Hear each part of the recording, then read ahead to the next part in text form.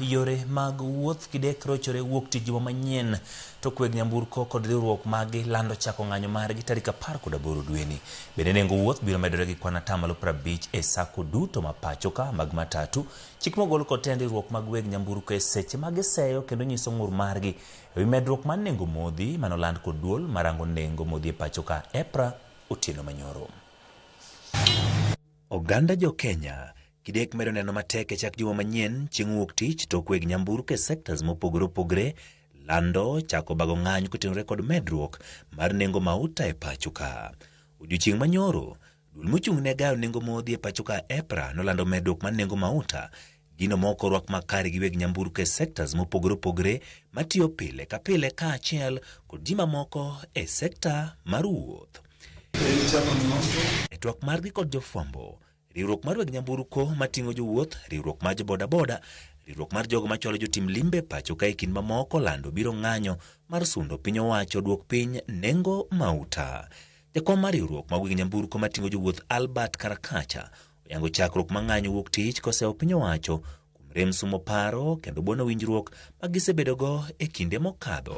From Monday we are going to down our tools to make sure that the government is going to listen to us, because what they've done, they've not consulted, and we believe that the common mwananchi is going to suffer. So we don't want to make the common mwananchi to suffer.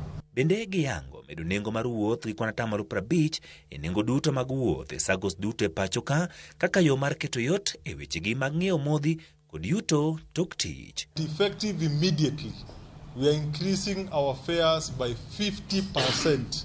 So all the SACCOs are now advised to proceed with the hike of the fares so that we are cushioned from the irregular increase.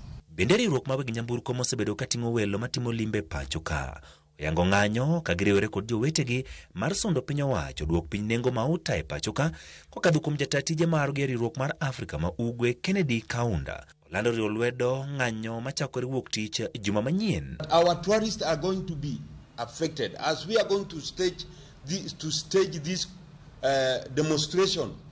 The tourism department and ministry should be aware that many tourists are going to get stuck and they are not going to be able to reach their destination.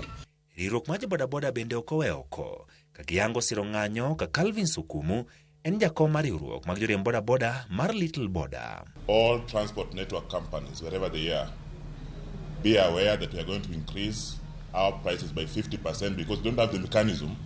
We are going to take it upon ourselves, and I caution you, please, don't dare block any driver. Riwruogegi openjo ng'eyo gimomiyo piny owacho medo bech diesel mokadho tong' e kinde ma diesel osebed kitiyogo e kembe mathoth e nyuolo mwandu ka ginyiso luoro mar nengo mwandu mamoko medore mabiro kelo pek ne oganda jo Kenya. Gisewo piny owacho kuom rem chopo kare singo maduoko piny nengo mauta ahinya to tok bedo kod winjruok mar G2G mane ginie gi geno ni dikelo fuong'ruok e nengo mauta e pacho ka.